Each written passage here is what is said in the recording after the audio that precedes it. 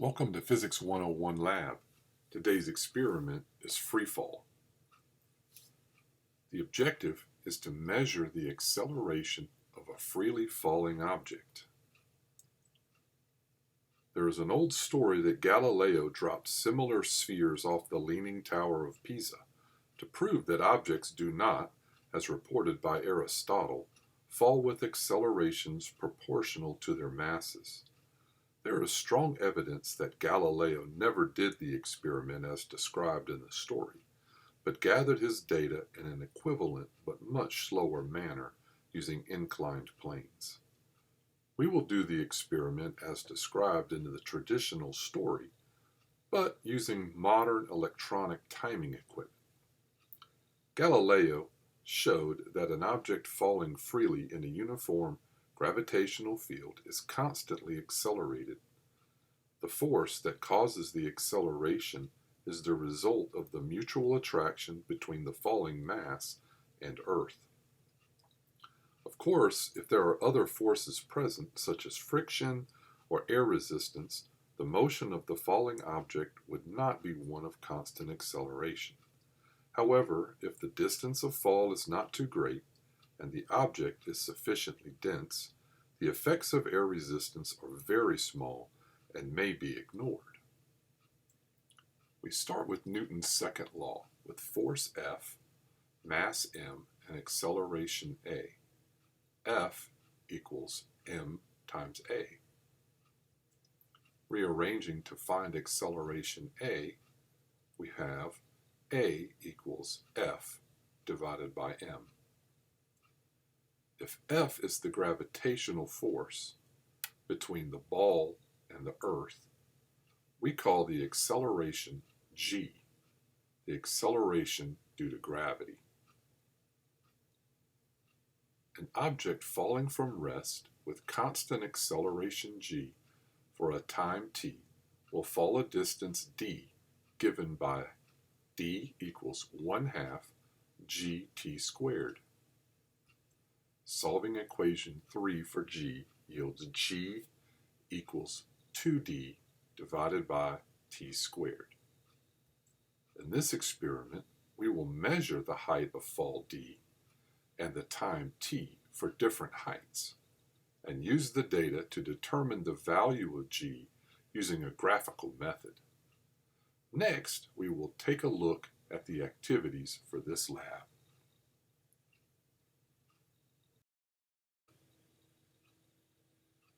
Lab equipment and setup.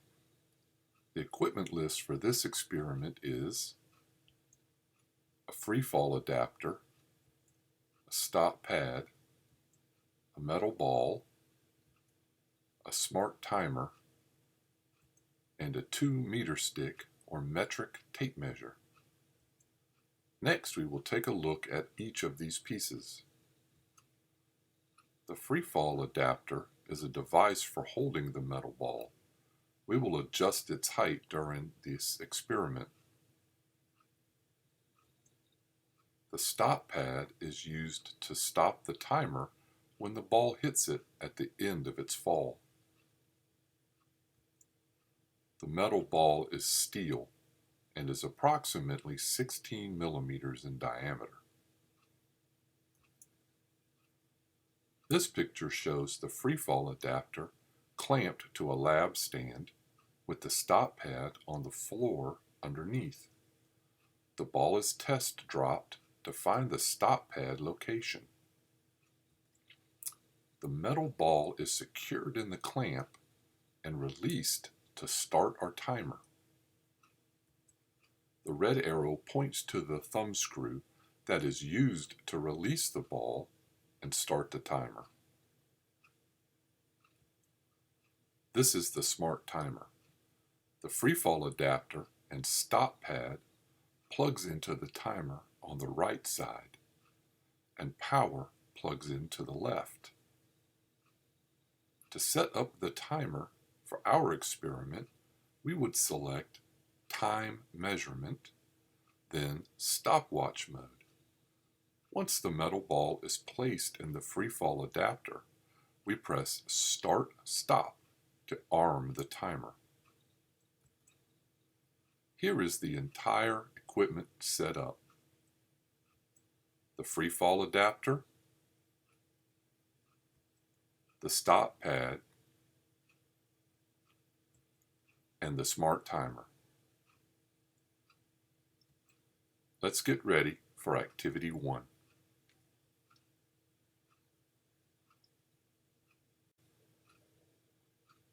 Activity 1.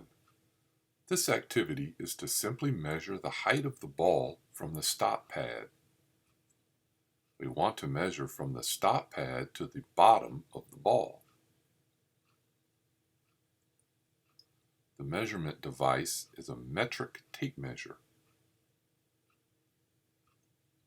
The red arrow points to the 1 meter mark on the tape. Measure the height and record your measurement on your data sheet.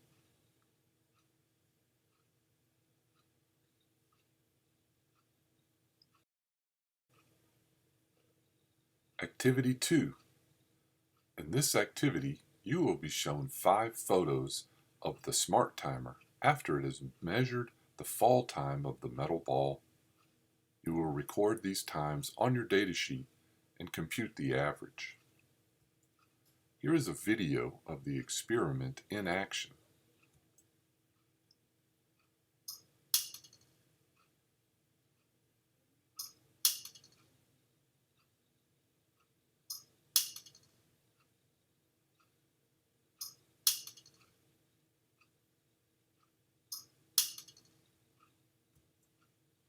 Next, we will see the example fall times.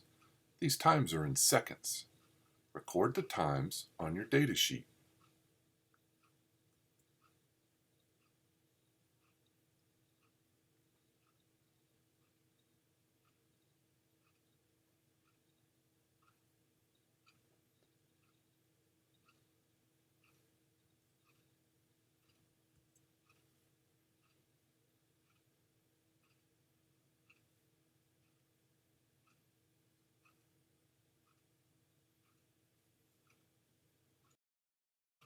Activity 3. You will receive a data file similar to the one shown below. It will contain 5 different fall times for each of 5 different heights. You should copy this data into Table 1 on your data sheet. In the row labeled Average, compute the average of the 5 data values above. In this example, for the height of 0.518 meters, the 5 fall times are listed, and the average of these is in the bottom row.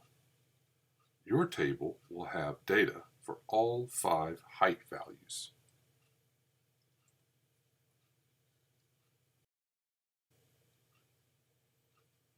Activity 4.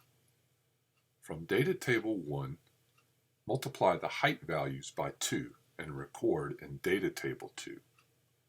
Also calculate the average fall time squared for each height value and record in Data Table 2. You can see this done in the example table. This is to help us set up and prepare for making a plot.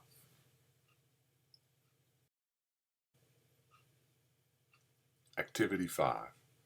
In Activity 5, you should use a spreadsheet like Microsoft Excel to prepare a plot of the data in Table 2 from your data sheet.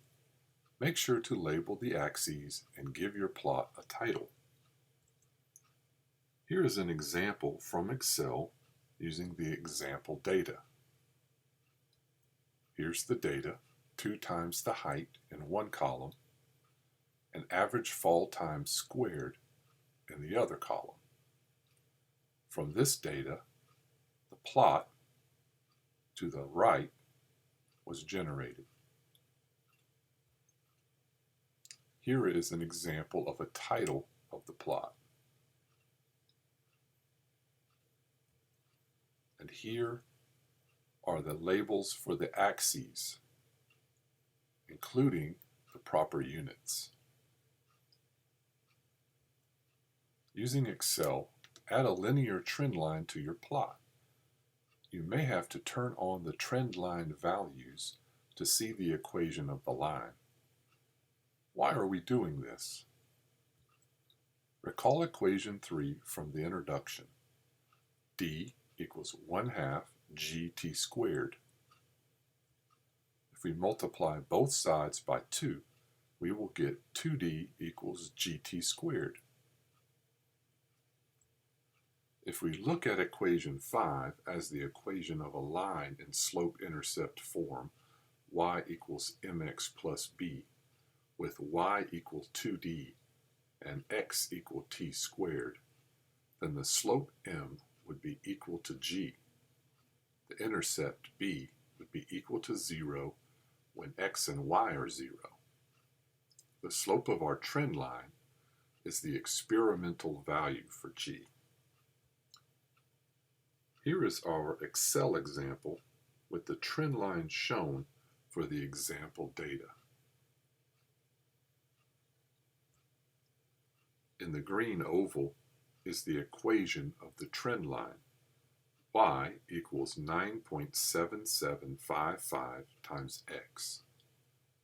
The slope of the line, which is equal to g, equals 9.7755 meters per second squared for our example.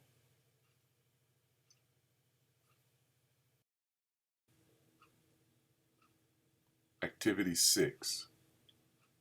Compare your experimental value of g to the standard value of 9.81 meters per second squared by computing the percent error. The percent error is given by the difference between your result and the standard value divided by the standard value and converted to a percent. Find this value and record it on your data sheet.